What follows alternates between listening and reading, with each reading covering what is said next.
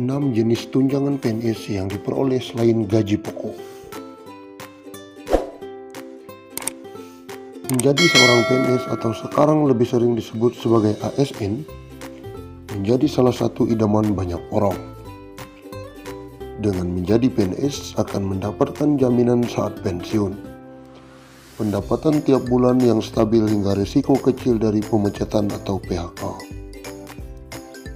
Daya tarik lain dari PNS adalah gaji PNS per bulan merupakan pendapatan yang paling stabil dibandingkan pekerjaan lain karena mereka dijamin oleh negara. Dengan catatan negara tidak mengalami kebangkrutan. Selain gaji pokok, ada sejumlah tunjangan PNS yang juga bisa diperoleh di luar gaji pokok. 1. Tunjangan kinerja. Tunjangan kinerja sering disebut sebagai tukin, merupakan tunjangan paling besar yang diterima oleh PNS. Angka besaran tunjangan ini ditentukan oleh kelas jabatan maupun instansi tempatnya bekerja. 2. Tunjangan suami atau istri. Tunjangan ini besarannya adalah 5% dari gaji pokok. Namun jika suami dan istri merupakan sama-sama anggota PNS, maka tunjangan hanya diberikan ke salah satunya dengan mengacu pada gaji pokok yang lebih tinggi. 3. Tunjangan anak. Tunjangan anak ditetapkan sebesar 2% dari gaji pokok untuk setiap anak dengan maksimal 3 anak. Syarat agar bisa mendapatkan tunjangan ini adalah anak harus berusia kurang dari 18 tahun dan belum menikah serta tidak memiliki penghasilan sendiri. 4. Tunjangan makan. Besaran tunjangan makan PNS adalah sebagai berikut. Golongan 1 dan 2 35.000 per hari. Golongan 3 37.000 per hari. Golongan 4 41.000 per hari. 5. Tunjangan jabatan. Tunjangan ini hanya diterima PNS yang memiliki posisi tertentu atau berada pada jenjang jabatan struktural atau lebih dikenal sebagai jenjang eselon. 6. Tunjangan perjalanan dinas. Setiap melakukan perjalanan dinas, PNS akan mendapatkan uang saku dengan komponen berupa uang harian.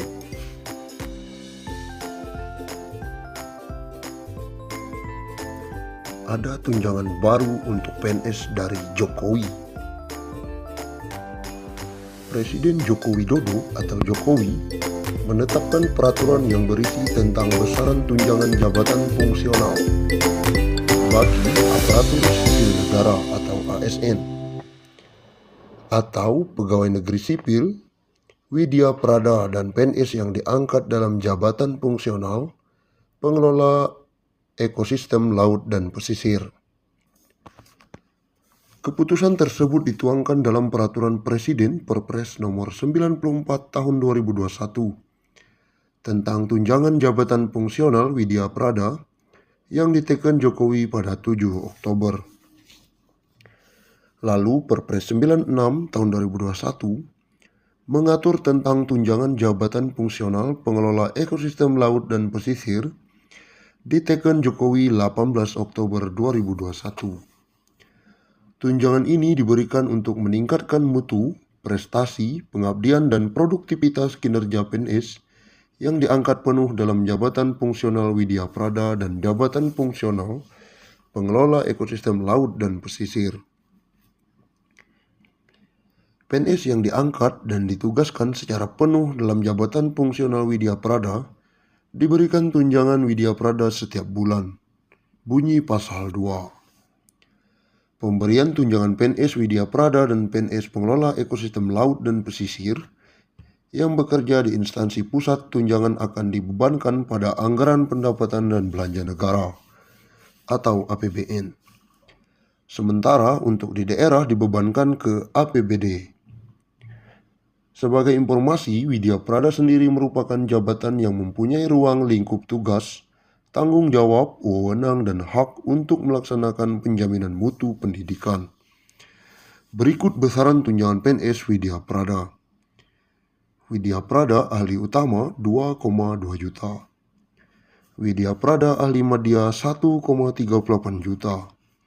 Widya Prada ahli muda 1,1 juta, Widya Prada ahli pertama Rp540.000. Berikut besaran tunjangan PNS pengelola ekosistem laut dan pesisir. Pengelola ekosistem laut dan pesisir ahli utama 2,2 juta. Ahli madya 1,38 juta. Pengelola ekosistem laut dan pesisir ahli muda 1,1 juta. Terakhir, pengelola ekosistem laut dan pesisir ahli pertama Rp540.000.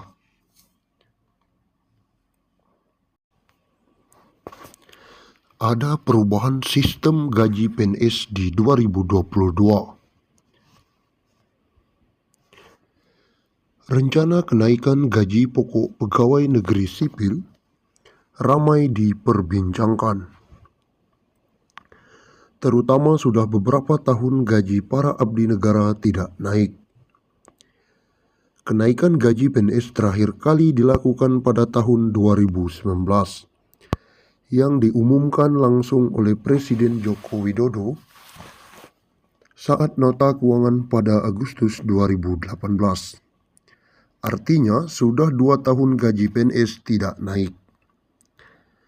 Wacana kenaikan gaji ini tidak tercantum dalam dokumen kerangka ekonomi makro dan pokok-pokok kebijaksanaan fiskal tahun 2022. Menteri Keuangan Sri Mulyani Indrawati memang tidak menjelaskan secara gamblang akan kenaikan gaji pokok para abdi negara ini dalam dokumen tersebut. Sebab pengumuman tentang hal seperti ini biasanya dilakukan oleh kepala negara. Namun dalam dokumen penyusunan APBN 2022, Sri Mulyani menuliskan akan mengantisipasi perubahan sistem gaji. Ini dijabarkan sebagai komponen dalam belanja pegawai tahun depan. Kebijakan belanja pegawai tahun 2022 akan diarahkan antara lain untuk mengantisipasi perubahan sistem gaji pensiun sebagai bagian dari reformasi birokrasi. Pada tahun 2019 lalu, kenaikan gaji PNS dipukul rata 5% untuk semua abdi negara yang aktif maupun pensiunan, baik di pemerintahan pusat maupun di daerah. Saat itu, Kementerian Keuangan selaku bendahara negara pun mengaku telah menyiapkan alokasi anggaran untuk kenaikan gaji pokok tersebut.